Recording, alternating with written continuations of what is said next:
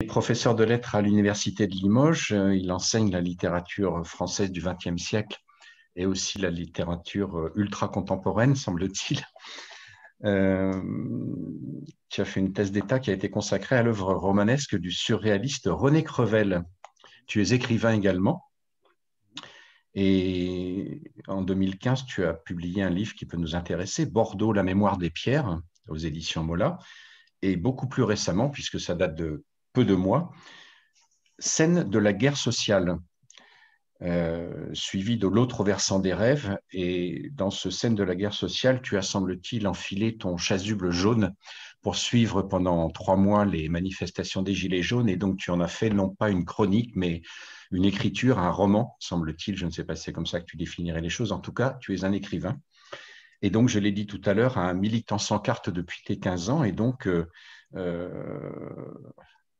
tu vas nous expliquer en quoi relire les classiques du mouvement ouvrier et populaire permet de passer par-dessus ce monde d'aujourd'hui sans attendre le monde d'après. Alors, merci Gérald. Je réagis à ta présentation. Mon parcours ressemble un peu au tien, c'est-à-dire qu'à 15 ans, j'étais à la jeunesse communiste, puis aux étudiants communistes, et donc membre du PCF, que j'ai quitté en 80, puisque j'ai rejoint un poste en Afrique, et ça m'a évité vraisemblablement d'être exclu comme un certain nombre de camarades althusériens. Ensuite, pendant cette période, je dirais par référence à Godard, puisqu'il doit être question de Godard, j'ai été un petit soldat. J'ai été un petit soldat. Ouais.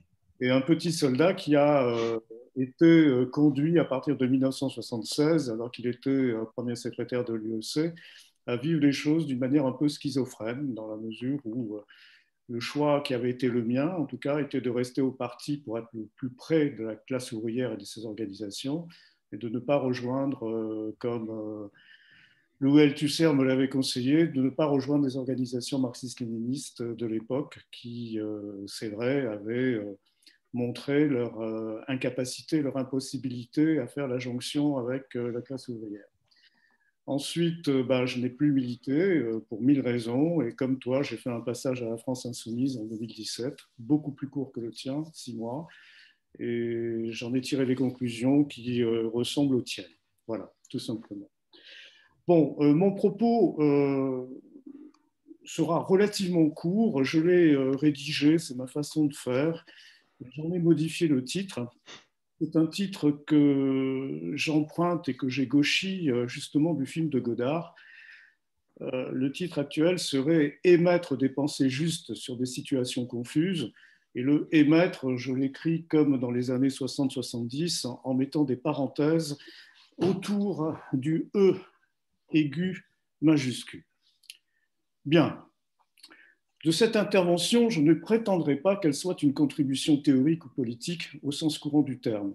Je l'ai conçue comme la réflexion sans prétention d'un auteur, peut-être d'un écrivain, l'avenir qui dure longtemps le précisera ou pas, demain ou après-demain.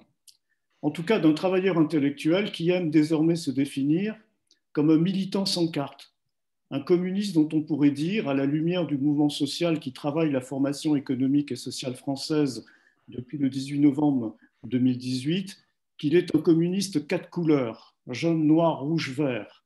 En l'occurrence, un communiste non autoritaire, lisant depuis sa jeunesse Louis Althusser et Jacques Rancière, s'y référant encore, quoique ne se limitant pas à leur seul point de vue, et qui, au cinéma, considère que la production et l'œuvre de Jean-Luc Godard l'aident à penser son rapport au monde, tout en lui réjouissant le cœur.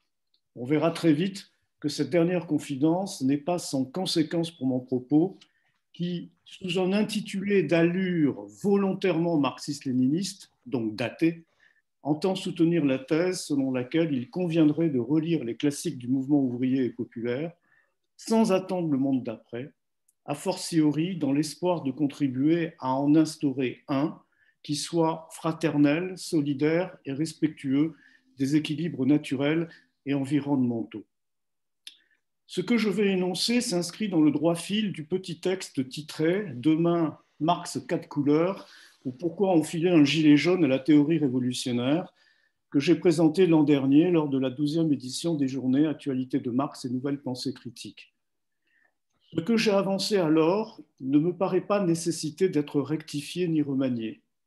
Je crois qu'il faut juste prolonger ces considérations en affirmant d'une part qu'on ne peut pas écarter l'éventualité que la pandémie de la Covid-19 et la façon dont les États prétendent y faire face témoignent à maints égards de l'enclenchement du processus d'effondrement du système capitaliste globalisé et que d'autre part, cette période historique se manifeste par un tour autoritaire renforcé de tous les régimes, ou du moins de beaucoup, dont le nôtre.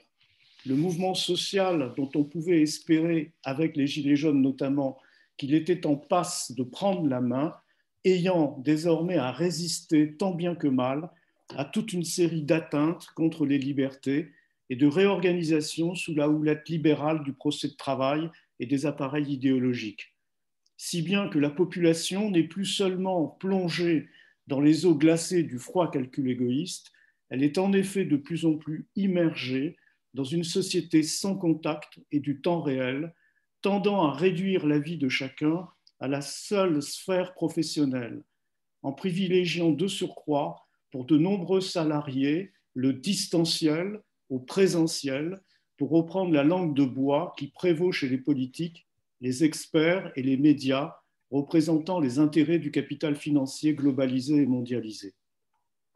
C'est dans ce contexte que la parution récente de mon petit livre Scènes de la guerre sociale m'a valu des commentaires et des messages parmi lesquels l'un, en provenance d'une connaissance que j'estime beaucoup et avec laquelle à plusieurs reprises j'ai eu à réfléchir durant un peu plus de la décennie écoulée quant à la manière dont le patriarcat informe notre construction psychique, nos identités de genre et nos orientations sexuelles, et qui, après m'avoir lu, a jugé bon de me faire part de son étonnement, je cite, devant le romantisme révolutionnaire de mon narrateur, je cite toujours sa nostalgie du grand soir, des damnés de la terre, des loups entrant dans Paris et des vols noirs des corbeaux sur nos plaines, sa recherche désespérée de l'action et d'une fraternité existentielle dans le groupe. Fin de citation.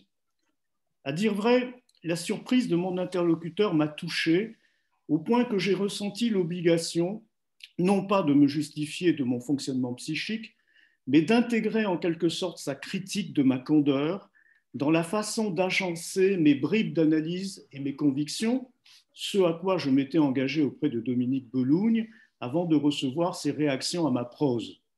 Donc d'agencer mes bribes d'analyse et mes convictions relatives aux tâches me paraissant indispensables, sinon urgentes, pour toutes celles et tous ceux qui, comme moi, ne parviennent pas, malgré tous leurs efforts d'intellection, à faire la formule de Roland Barthes, posant que l'idée révolutionnaire est morte en Occident, ni à s'approprier la distinction préconisée par Gilles Deleuze entre devenir révolutionnaire et avenir historique, et qui, en dépit des trahisons, des défaites et des avanies infligées à la cause des peuples, continue de cultiver un idéal de pain et de rose, un idéal communiste, ne consentant pas à faire leur deuil de leur folle espérance d'imprimer à l'histoire un cours nouveau, conforme à l'exigence à la fois pratique et morale d'une répartition des richesses susceptible, sinon de satisfaire à terme les besoins de chacun, ou l'essentiel de ceux-ci,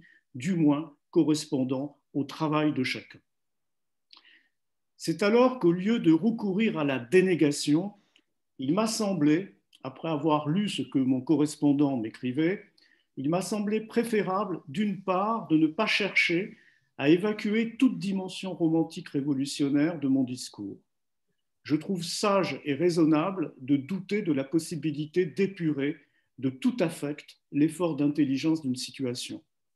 Et d'autre part, d'interroger celle-ci en incluant le procès au sein de mon argumentaire et de l'exposé des conclusions provisoires auxquelles me conduit l'examen ô combien rapide et partiel de la lutte des classes aujourd'hui en France. Ce souci m'a incité à revoir La Chinoise, un film de Jean-Luc Godard de 1967, et d'en nourrir la présente communication.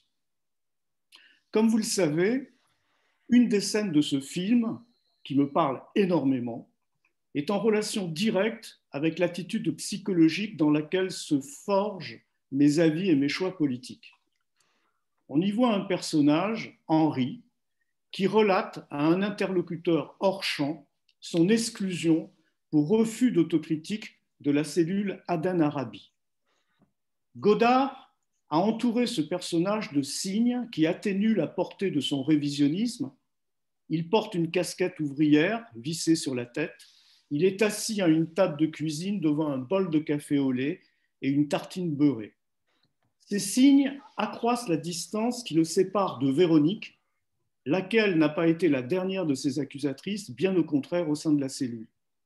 Véronique, une petite bourgeoise coupée des masses, agissant, selon Henri, dans la vie, dans les faits, comme un acteur, le fait de confondre la politique et le théâtre, alimentant son romantisme. Cette charge objective contre Véronique est accentuée par l'impression qu'elle dégage tout au long de son dialogue dans le film avec Francis Janson, lorsqu'elle prône le terrorisme pour parvenir à fermer les universités et à provoquer une prise de conscience chez les étudiants et les professeurs. Sa foi, que je qualifierais de foi du charbonnier, en une violence qu'elle rapproche fort discutablement de celle déployée par les porteuses de feu du FLN algérien, et en particulier par Jamila Bouhired, cette foi trahit et traduit son impatience et une cécité stratégique patente. Elle est l'incarnation du gauchisme, caractérisé en son temps par Lénine de maladie infantile du communisme. Au cours de leur discussion, Janson a beau jeu d'opposer à Véronique que lui n'a pas envie de passer à l'action pour se faire plaisir, pour se soulager la conscience. Il a beau jeu de lui dire que la révolution ne se décrète pas ni ne s'invente, que la lutte armée du FLN était soutenue par tout un peuple, à la différence de ce qui surviendrait si Véronique, avec les 2 ou 3 camarades qu'elle évoque, passait à l'acte. Et que, je cite le film, la pratique révolutionnaire suppose elle-même une connaissance de la situation, ce qui équivaut à lui signifier que, faute d'une analyse concrète de la situation concrète, elle et ceux qui la suivraient se condamneraient à une impasse et à une répression certaine. Cette réfutation des positions extrêmes de Véronique par un Janson, auréolé de son rôle pendant la guerre d'Algérie au sein du réseau des porteurs de valises, et par son expérience de la clandestinité, ne peut qu'attirer l'attention des spectateurs de Godard. Elle me sollicite d'autant plus qu'auparavant, dans leur conversation, Janson a appris à la jeune militante à qui il a dispensé des cours de philosophie à l'approche de son baccalauréat de rattrapage qu'il s'apprêtait, je le rappelle, à s'immerger dans l'action culturelle à Châlons, en Bourgogne, autour d'un théâtre avec une troupe de comédiens. Il est à noter que Janson a pris sa décision dans le film sans trop savoir ce que peut recouvrir cet investissement dans et à travers la culture, ni ignorer que la culture est d'ordinaire séparée de l'action. En cette fin d'année 2020, je n'avancerai pas que nous sommes, comme en 1967, à la veille d'une explosion sociale majeure et qu'il nous suffit de nous inspirer à la fois de ce qui est dit, joué et montré dans la chinoise et des enseignements que l'on peut tirer des semaines et des mois qui ont précédé mai-juin 68 pour nous doter d'une feuille de route efficiente afin que le monde d'après déroge à la logique libérale qui préside à la dévastation de la planète et à la dévastation de nos existences. Il n'empêche qu'à mon sens, nous pouvons tirer une leçon utile de l'œuvre de Godard et de son commentaire par Jacques Rancière, utile, c'est-à-dire féconde pour jeter les bases d'une action qui articulerait intervention théorique, idéologique et politique dans un contexte où le rapport de force n'est pas en faveur du camp progressiste. Première idée, le capitalisme contemporain n'est pas seulement un mode de production, il est un monde au sens de l'assertion de Rancière. Deuxième idée, le monde travail que le mouvement ouvrier a longtemps opposé au monde capital n'est plus, si ce n'est sous des formes résiduelles. Troisième idée, un monde alternatif, s'il émergeait, aiderait le mouvement social à moins subir le choc des politiques libérales en constituant une base arrière à partir de laquelle l'éventualité d'une contre-offensive aurait plus de consistance et surtout, il fournirait à beaucoup d'entre nous un espace pour mieux respirer, pour mieux vivre, le plus possible en dehors de la logique marchande. Quatrième idée, il y a quelques chances pour que ce monde alternatif soit rhizomatique et non plus vertical, disciplinaire, léniniste, avec l'obligation par conséquent de penser le pôle révolutionnaire sans quartier général, avec une grande capacité à inclure en son sein les initiatives décentralisées dans sa partition, l'alliance de 100 écoles plutôt que la convergence de celles-ci ou leur jonction. Et il s'agirait de gérer les contradictions affectant le peuple dans ses diverses composantes. Cinquième et dernière idée, la mise en œuvre d'un effort continu d'analyse et de théorisation, en parallèle à une action politique se déployant sur les fronts de la contestation et de la revendication sociale, de l'expérimentation dans les villes et dans les campagnes, de formes nouvelles d'organisation collective, en pariant sur la diffusion, vaporisation de ces recherches et de ces investigations à travers le corps social dans son ensemble et d'abord en direction du monde alternatif. Cette feuille de route que d'aucuns, j'en ai conscience, estimeront participer de l'utopie, de la spéculation ou de la névrose, mais tant pis. Cette feuille de route demande vraisemblablement une appréhension spécifique du travail intellectuel et de la transmission de ce résultat, avec le désir et la volonté que les tentatives pour penser la réalité soient mieux et davantage saisies par le plus grand nombre, notamment pour concevoir et mener ces combats. Ce qui, à moins de m'égarer totalement, ramène à la chinoise, ramène à Godard et à Rancière. J'ai ici en tête ce sur quoi conclut le philosophe quand il examine, je cite Rancière, le cours, l'interview et le théâtre, les trois modes de discours mis en scène par Godard. Rancière écrit « Le militant politique est comme l'acteur, son travail n'est pas d'exhiber des horreurs visibles, il est de faire voir ce qui ne se voit pas. » Soulignant la démarche de Godard, s'interrogeant dans le même élan sur ce que dit le marxisme et comment le marxisme se parle et se met en scène, Rancière montre que le cinéaste suisse lit Mao et le petit livre rouge à travers Denis Diderot et son paradoxe sur le comédien, ce qui lui permet d'éviter de sombrer dans le travers d'une instance d'émission et de transmission du savoir et de la connaissance, investie d'une autorité en surplomb, d'un magister, car au maître supposé savoir, lequel apporte les lumières à l'apprenant et à l'enseigné, dans le film, le professeur et militant chevronné Jonson dans sa relation à l'écolière Véronique, ou bien en fait accoucher l'étudiant qui d'abord, posant à l'ouvrier, finit par en adopter l'habitus, dans le film l'intervieweur invisible vis-à-vis de Henri, eh bien Godard privilégie l'acteur qui, je m'autorise ici à paraphraser ce qu'il en fait dire à ses personnages. Godard privilégie l'acteur qui joue de ce que l'art ne représente pas le visible, mais qu'au contraire, il rend visible, parce qu'il n'est pas le reflet du réel, mais la réalité de cette réflexion.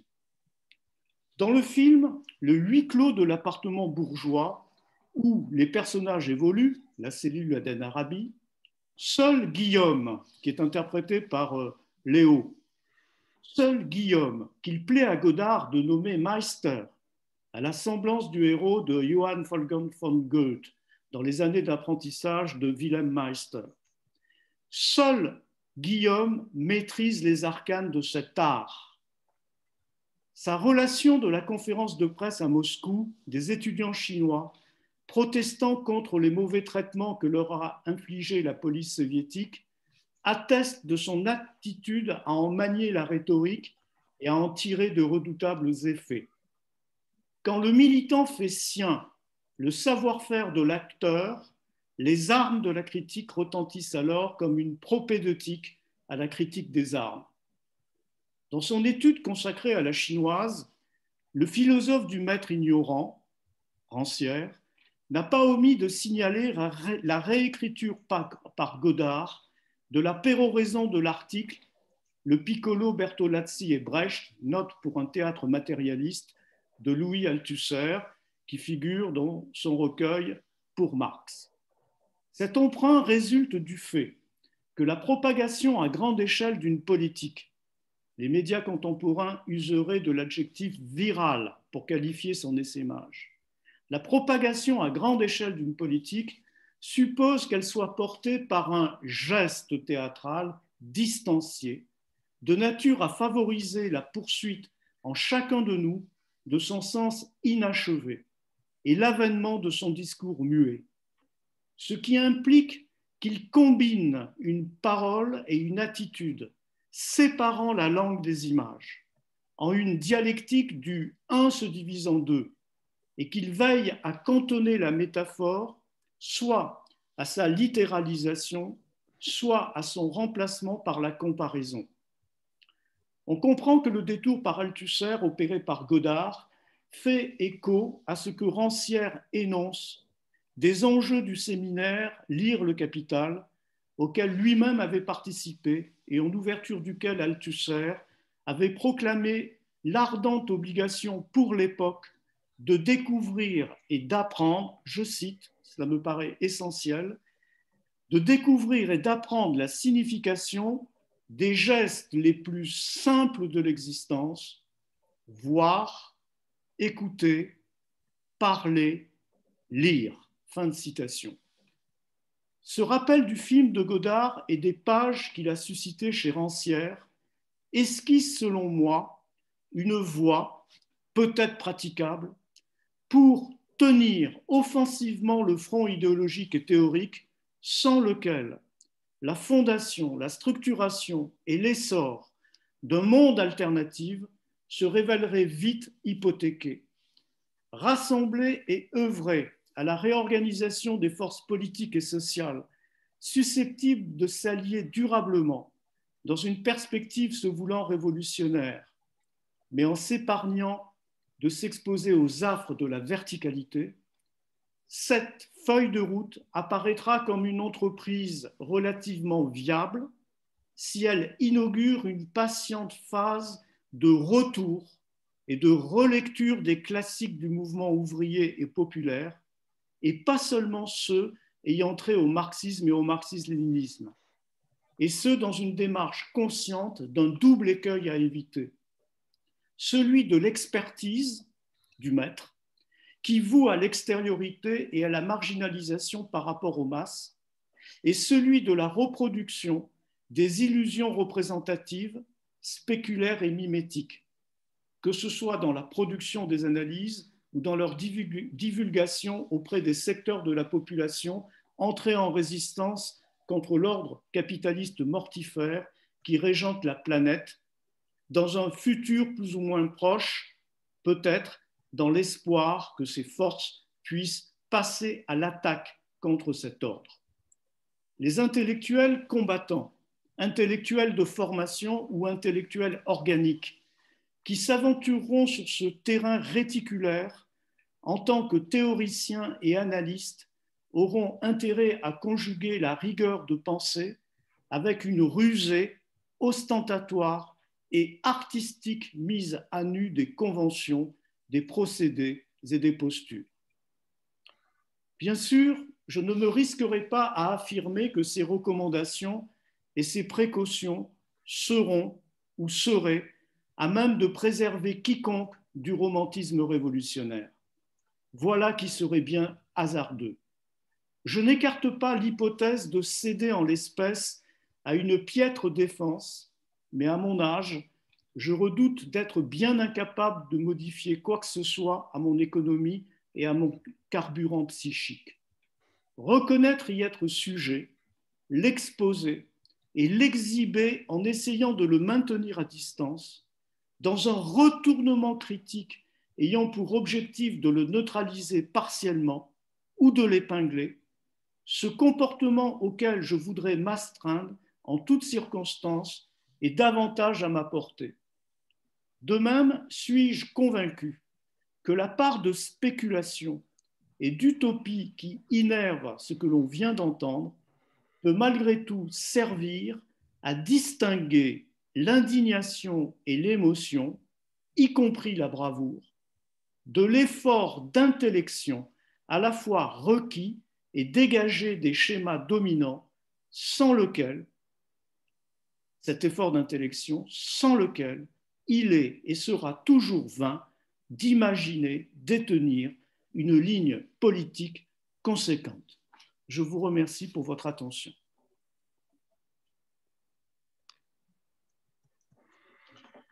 Cher Jean-Michel,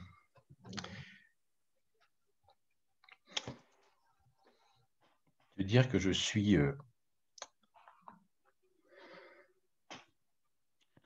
non seulement en phase, mais ému par ce que tu viens de lire. Ce n'était pas le but, hein, Gérard. Eh bien, c'est raté, c'est le résultat en tout cas. Pour moi qui ai jeté quelques notes sur un papier, j'ai intitulé, je ne sais plus trop comment, Vadémécum de l'intervention du militant politique, et ça concernait la rhétorique et nos modes d'intervention en public. Alors autant dire que ce que tu viens de dire là, ça me parle.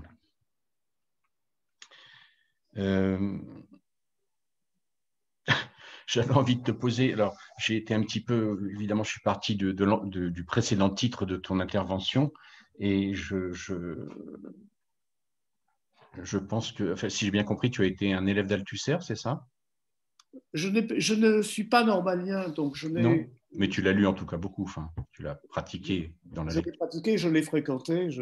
D'accord. J'appartiens à la dernière génération militante UEC à être allé très régulièrement chez lui à l'école normale pour parler politique. C'est lui qui, par exemple, je parle pour moi, hein, pas pour mes autres camarades de l'époque, mais a beaucoup insisté pour que notre revue Position, on l'avait appelée Position, évidemment par référence à Althusser, pour que nous restions au parti. Moi, je souhaitais qu'on en sorte, mais voilà. Donc, je n'ai pas été l'élève au sens strict, mais je l'ai beaucoup lu et je continue de le lire. Position, qui est le titre d'un des ouvrages d'Althusser paru aux éditions sociales, dès lors que Lucien Sèvres en a été le directeur. Un très bel article, un très très très bel article consacré à Freud et Lacan. Ouais. Et donc ma question, alors elle est, comment dire, c'est peut-être un peu une trop grosse question, je ne sais pas, pour notre débat, j'en sais rien, mais j'ai envie de te demander, que reste-t-il de l'althussérisme aujourd'hui? Parce que autant Althusser et ses jeunes étudiants, qui sont devenus ses camarades, ont eu une fonction majeure de réveil matin du mouvement marxiste français dans les années, à partir du début des années 60 et jusqu'au milieu des années 70, on peut dire. Donc ça, c'est une qualité qu'on est obligé de leur reconnaître, enfin, qui est voilà, irrécusable dans l'histoire du marxisme français. Autant, moi, j'ai des doutes très, très forts sur ce qu'il reste aujourd'hui de la pensée d'Althusser. Et je pense que c'est une question qui n'est peut-être pas très gentille, mais si on fait le tour de l'anti-humanisme théorique, de la disparition de la catégorie de négation de la négation, de la disparition de l'œuvre de Marx, dans l'œuvre de Marx, de la catégorie d'aliénation, de l'élaboration des appareils idéologiques d'État et tutti quanti, je me pose sincèrement cette question, pour l'avoir lu quand même un peu, que reste-t-il aujourd'hui de l'althussérisme en France? Sinon des intuitions, justement, qui amènent vers ce petit texte. Alors, si j'ai bien compris, c'est dans Pour Marx, un texte sur le théâtre, c'est ça, qui est un des articles, c'est ça. Donc, sinon, ces intuitions-là qui étaient, moi, j'ai trouvé ça magnifique, c'est-à-dire le rappel des gestes simples, ça, ce sont des choses qui me parlent énormément, voir, écouter, parler, lire, mais cette partie de la pensée althussérienne, a été très peu développé, tu vois. Et il me semble que ces grandes théorisations des années 60-70, pour Marx, lire le Capital, sont un peu vaines aujourd'hui. Et peut-être qu'il y a des choses à explorer qui ne l'ont pas été suffisamment. Je ne te répondrai pas, je dialogue avec toi et avec nos amis et nos camarades. J'ai envie de dire brutalement, il ne reste rien d'althussérisme et je m'en réjouis. Je m'en réjouis. Parce, Pourquoi? parce que si l'althussérisme était vivant aujourd'hui, il ne serait qu'une momie. Et je pense qu'il vaut mieux qu'il y ait des femmes et des hommes, si possible parmi nous des jeunes, qui continuent de lire Althusser, mais qui continuent de lire les autres aussi, et que, lisant les uns et les autres, qu'ils puissent en faire leur miel. Ça me paraît important.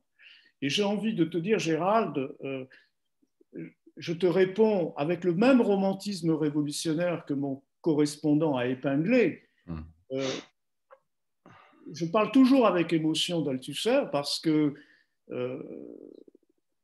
c'est, pour moi, je garde le souvenir du gamin de 18 ans avec la goutte au nez très dogmatique que j'étais, qu'il recevait dans son bureau, puis ensuite dans son appartement, et avec lequel je buvais du gin, et, et où je lui tenais tête sur des questions politiques. Et pour moi, ça, c'est quelque chose qui a beaucoup compté. Et, et j'ai du mal, je ne peux pas en faire le deuil. Je ne peux pas en faire le deuil. Donc c'est aussi la raison pour laquelle je continue de le lire.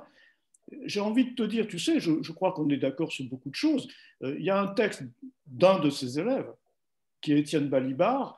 Balibar a écrit un texte s'adressant à Althusser, quelque temps après le décès de celui-ci. Et dans le texte de Balibar, Balibar montre bien comment l'oscillation de la pensée chez Althusser fait qu'on ne peut absolument pas regarder sa production théorique comme un système. Sa production théorique ne fait pas système. Pour ma part, aujourd'hui, je me réjouis que sa production théorique ne fasse pas système. Je suis très inquiet quand je lis ou quand je me confronte à des thèses qui prétendent faire système.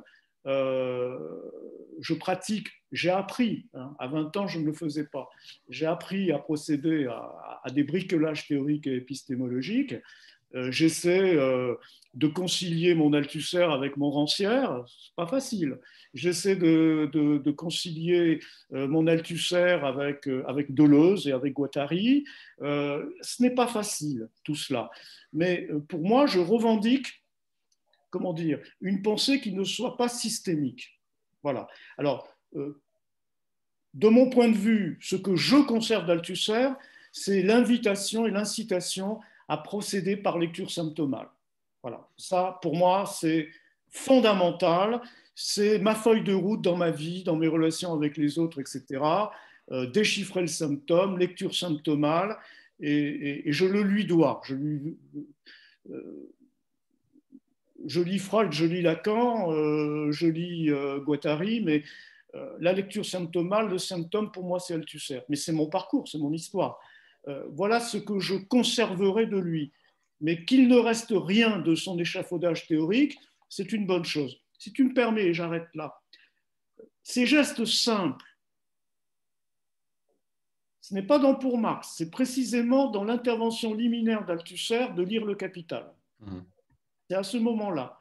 Et pour moi, aujourd'hui, ce dont nous aurions besoin, quand je dis nous, c'est le mouvement social, ce dont nous aurions besoin, c'est d'un retour au texte du mouvement ouvrier et populaire et d'un travail de ces textes avec des intellectuels de formation ou des intellectuels organiques, rêvant un peu. Robert Linhart avait essayé de le faire à l'École normale supérieure à la fin des années 70, ça avait marché à peu près, c'est-à-dire des sortes de séminaires.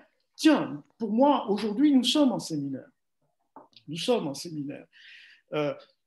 qu'il y ait non pas un séminaire, mais 100 écoles, 100 séminaires où des intellectuels organiques ou de formation lisent ensemble les textes du mouvement ouvrier populaire. Ça me paraît essentiel aujourd'hui parce que, notamment dans le cadre des Gilets jaunes, on l'a vu, il y a beaucoup de courage, beaucoup de bravoure, mais de la spontanéité, mais alors non pas au sens des Maos Montex, de la spontanéité, de l'émotion, de l'indignation, et très peu de pensée politique, c'est-à-dire d'une pensée stratégique. Alors je suis peut-être là aussi, c'est ce qui me reste de mon dogmatisme de mes 20 ans, je trouve que il faut une pensée politique pour éclairer l'action politique, je le crois. Ce que je ne crois pas, c'est que la pensée politique puisse venir de l'extérieur. Ça, je ne le crois pas. Je suis assez enclin à partager le point de vue de Rancière sur ces questions-là.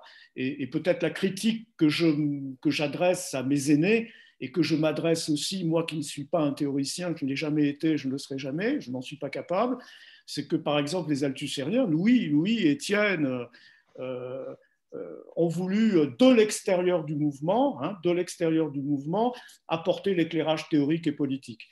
Je crois que c'est une attitude dont il faut se départir. Bien, bien. Bon. Allez, courage. Des questions, des contestations. La conversation continue. N'oubliez pas d'ouvrir votre micro.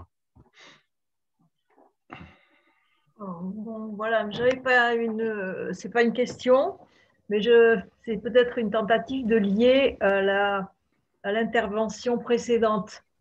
Parce qu'en fait,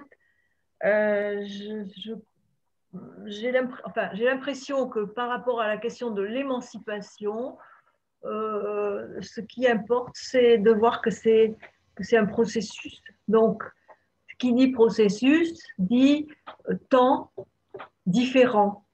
Et par rapport à la question de l'universalisme, de l'universalité et de l'intersectionnalité, moi j'ai tendance à penser que ce sont des temps, effectivement, quand on pense par exemple à la question des femmes ou du féminisme, quel qu'il soit, noir, blanc, etc., effectivement il y a un point commun qui est une sorte de jonction qui représente en effet une visée commune à l'ensemble des individualités qui participent au mouvement. Et c'est vrai qu'il peut y avoir des temps qui sont des temps de l'entre-soi, c'est-à-dire où on fait prévaloir le différent par rapport au commun ou à ce qui peut être l'utopie commune. Donc pour moi, je dirais que justement, liberté, égalité, fraternité, ça continue à être une utopie et qu'elle peut être mobilisatrice. Je ne crois pas qu'il faille... c'est pas parce qu'il y a eu des moments où elle a pu représenter en effet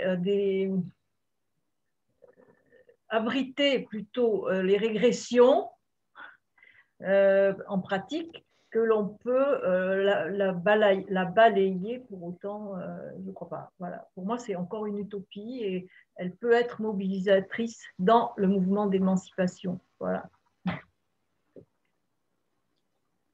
Ce serait peut-être intéressant d'avoir excuse-moi Bernard, si tu en es d'accord, la réponse de Jean-Michel sur un sujet qu'il n'a pas traité.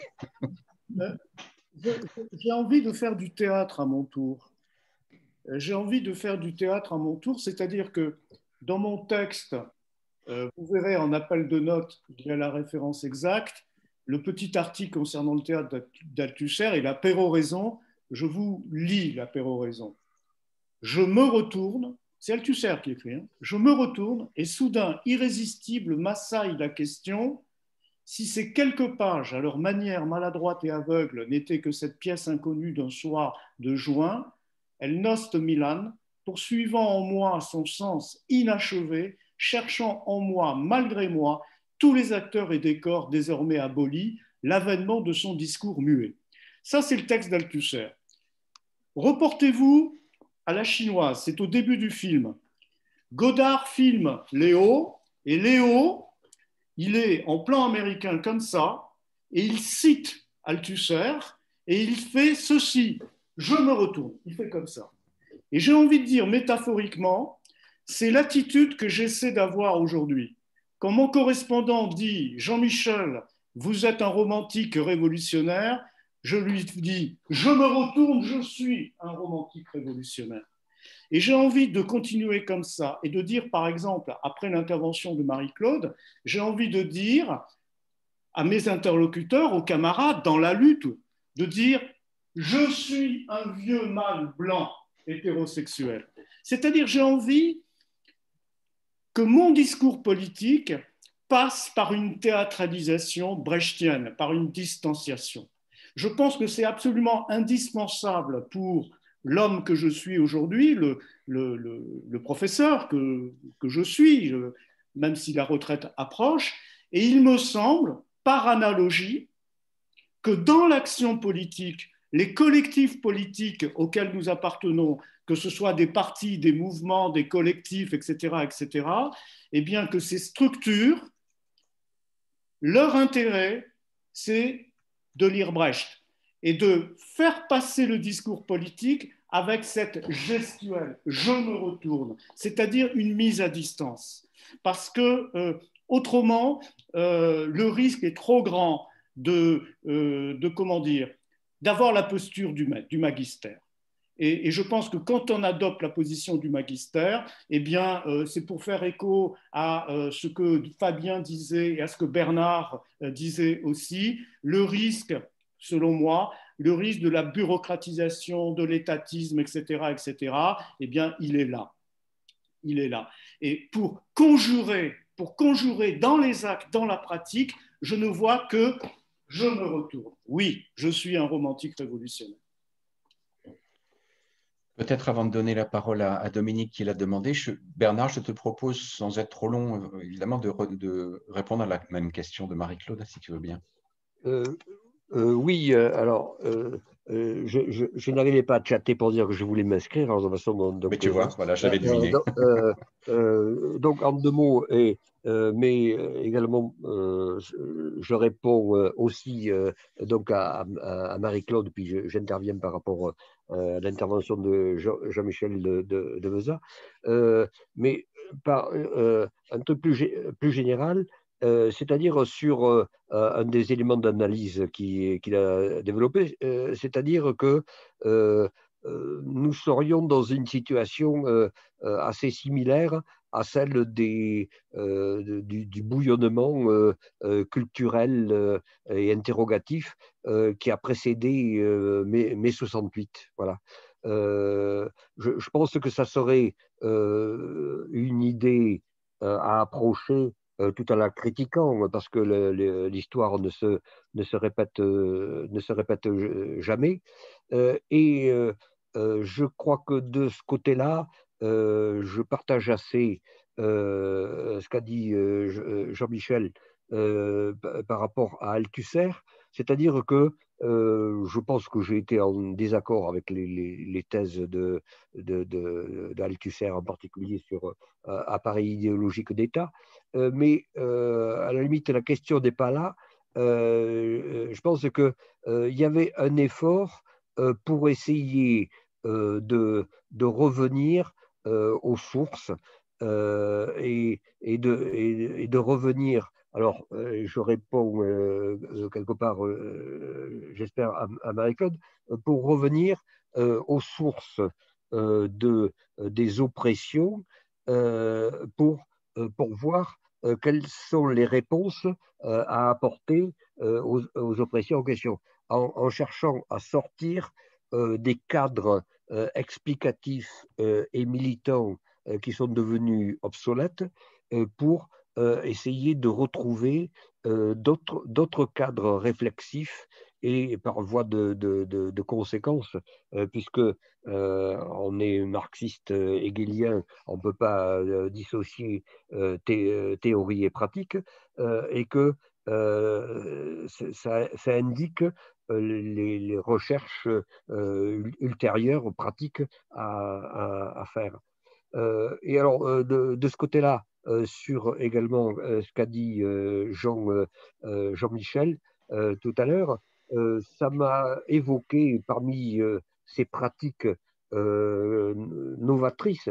Je ne sais pas s'il a suivi ou participé au mouvement Nuit debout, mais il y a eu, comme un peu partout en France, il y a eu donc un mouvement Nuit debout à Bordeaux il y a combien, 4-5 ans là, maintenant, et où incontestablement, de la part, mais pas seulement de la part de la jeunesse scolarisée, il y a eu une volonté de s'impliquer dans des débats, dans des lectures partagées, dans des volontés, y compris de trouver des nouvelles formes d'organisation, y compris dans les manières de mener des débats qui me semblent indiquer là aussi les voies à suivre pour l'avenir. Voilà. Alors, je ne sais pas si j'ai répondu euh, aux questions qui m'étaient posées. Voilà. Merci Bernard. Peut-être d'autres questions, Dominique, vas-y. N'oublie pas ton micro.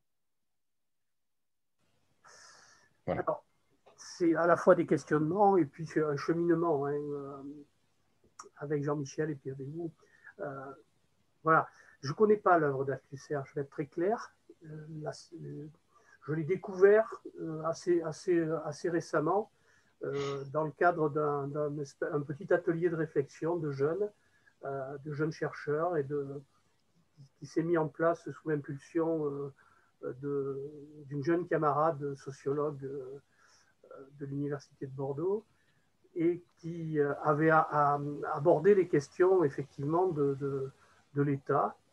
Et on a travaillé un petit peu autour des échanges qui ont eu lieu entre Poulantzas et Althusser. Hein, et aussi après poursuivi par Balibar, etc. Donc c'était assez passionnant d'ailleurs. J'ai plus de nouvelles d'ailleurs de ces groupes de réflexion et c'est dommage, mais ça fait partie de la vie. Il y a des choses qui s'expérimentent, qui vont un temps et puis qui disparaissent, mais ça c'est pas trop grave. Je voudrais revenir aussi sur un autre élément anecdotique. Jean-Paul Abriba, que certains connaissent ou ont connu, était, je dirais, très fort, je dirais, sur la théâtralisation dans la démarche d'enseignement et se référait manifestement à Brecht et à ses pratiques pour tenter de capter son auditoire et faciliter, je dirais, la transmission des connaissances. Il avait manifestement aussi, en référence aux pratiques de Lacan, une tendance, je dirais, entre guillemets, naturelle à devenir un magistère, comme tu dis, Jean-Michel. Mais il avait aussi quand même la lucidité de combattre cette tentation le plus souvent possible. Ce qui m'a permis d'ailleurs de cheminer et de militer avec lui pendant 30 ans. Et c'est avec lui qu'on a construit aussi Espace Mars. Au départ, ça s'appelait les Rencontres marxistes de Bordeaux. C'est devenu l'Espace Mars dans les années 90, après le grand mouvement de 95. Je voudrais revenir moi, sur un autre aspect, enfin un autre élément de réflexion hein, qui me vient, je dirais, à partir justement des échanges qui viennent d'avoir lieu, notamment pour revenir à ce contexte, à ce concept de praxis qu'on évoque, que je vois très peu évoqué, y compris dans nos discussions, dans nos échanges, et qui pourtant me semble une question hyper importante pour se débarrasser de la notion de la position de maître, justement.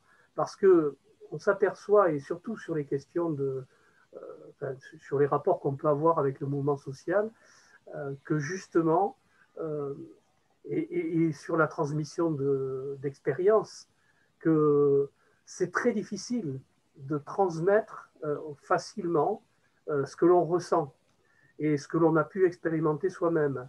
C'est très difficile de le faire simplement par la parole et donc par l'échange. On y arrive quand on a des expériences communes.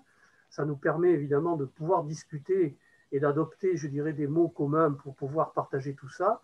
Mais j'ai découvert, enfin moi en tout cas, c'est mon expérience personnelle, et je crois que c'est toujours important de s'y référer, que s'il n'y a pas un rapport permanent à l'expérimentation, et c'est tout le problème, je crois, du rapport au communisme notamment, s'il n'y a pas un rapport permanent au concret et un va-et-vient permanent avec des expériences, eh bien, on retombe très facilement dans l'idéalisme, quoi, hein, je veux dire, ou dans l'utopie, appelons-la comme on veut. Mais voilà. Qu'est-ce que tu en penses, Jean-Michel, de tout ça?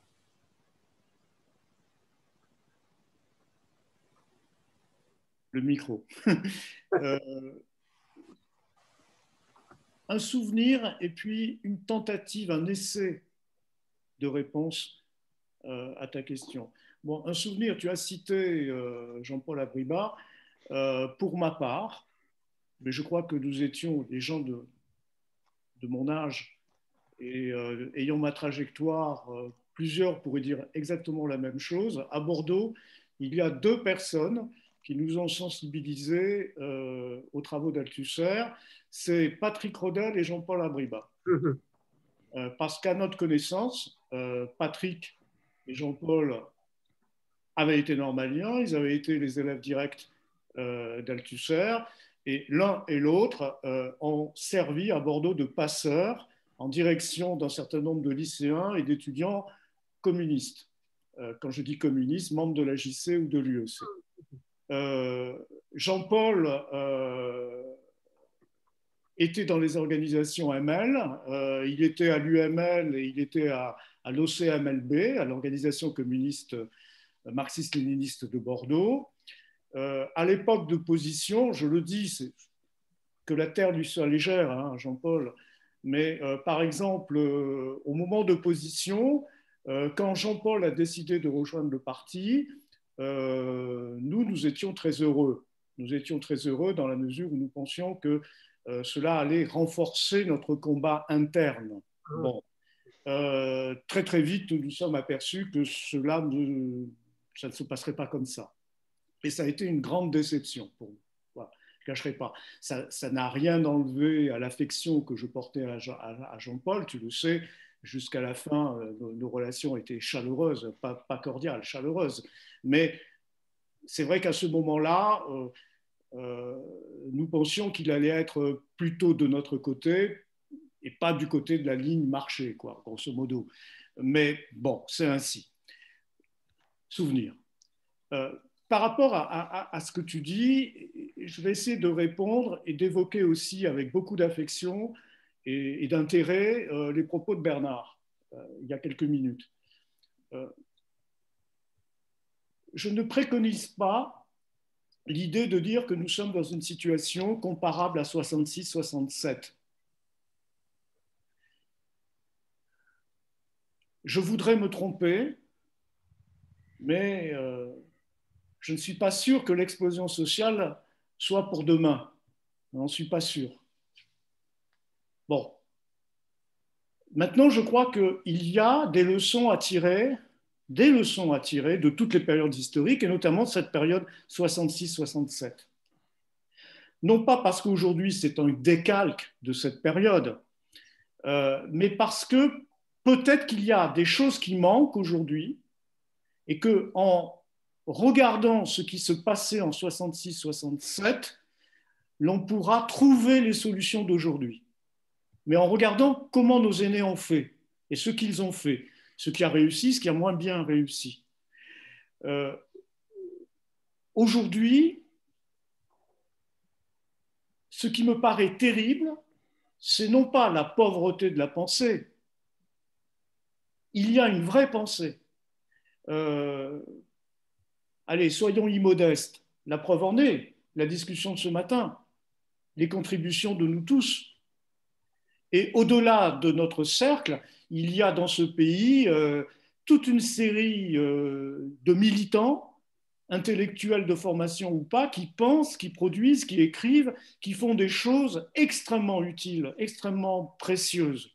Et nous en lisons tous et toutes, nous lisons ces contributions. Et ce qui me paraît terrible, c'est que ces contributions, cette pensée qui existe, elle diffuse mal ou trop peu au sein du mouvement social. C'est cela qui, moi, me désespère. Et je pense que ce mouvement social qui existe aujourd'hui, mais qu'il faudrait enfin, contribuer à le développer, c'est un mouvement social que je vois d'une manière archipélique, y compris son avant-garde politique et théorique, un archipel, pas du tout un fer de lance. Tenez, si vous m'accordez les métaphores, l'avant-garde d'aujourd'hui et de demain, ça ne peut pas être le fer de lance, ça ne peut être que, comment dire,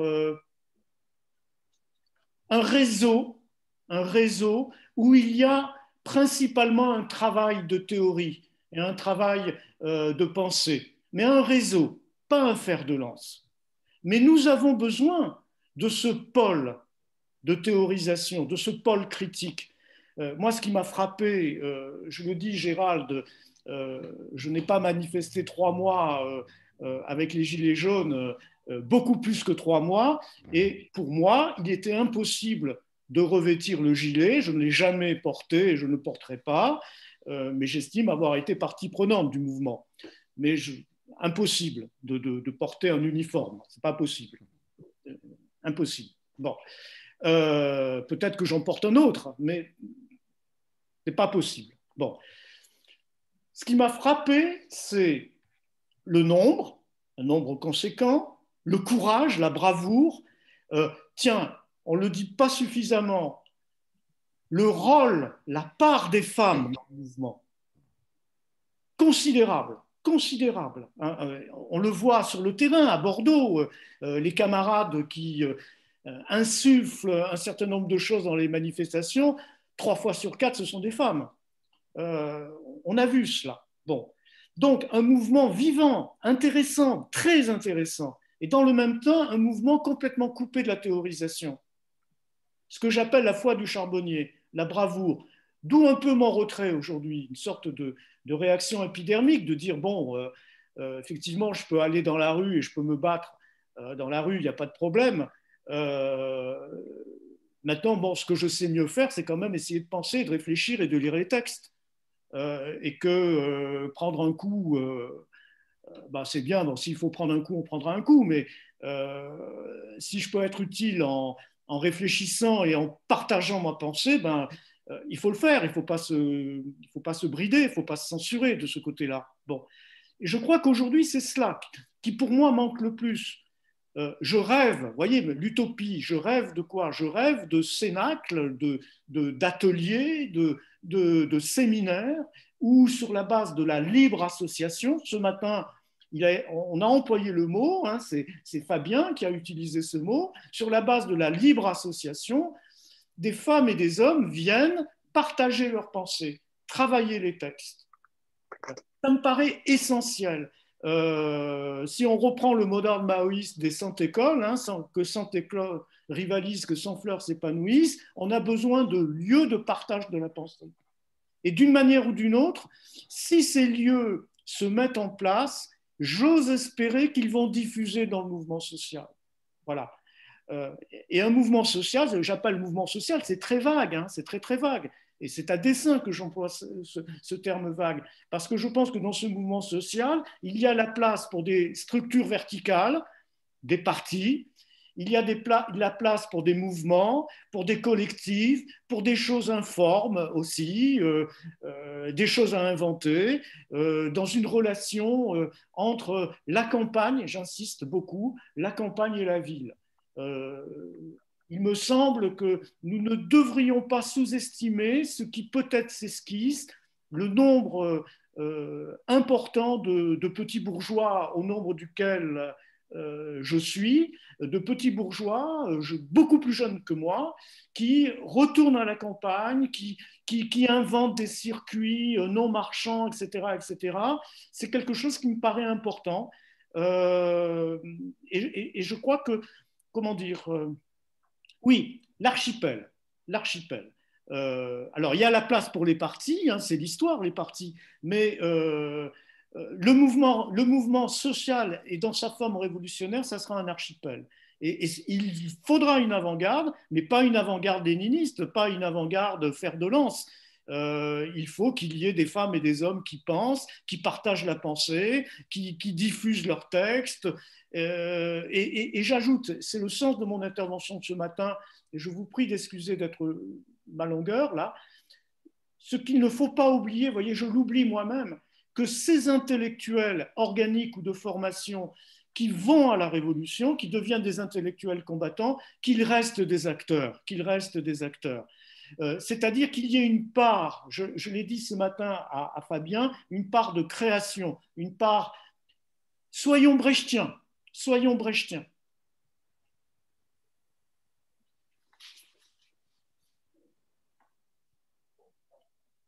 Est-ce que ça n'aurait pas de sens de conclure sur ce mot? Il me semble que oui, à moins qu'il y ait vraiment une... Je trouve que c'est une jolie conclusion. Et merci à toi, Jean-Michel, et merci aux deux intervenants pour leurs belles paroles, et merci à tous pour la discussion qui a été vraiment d'une grande richesse.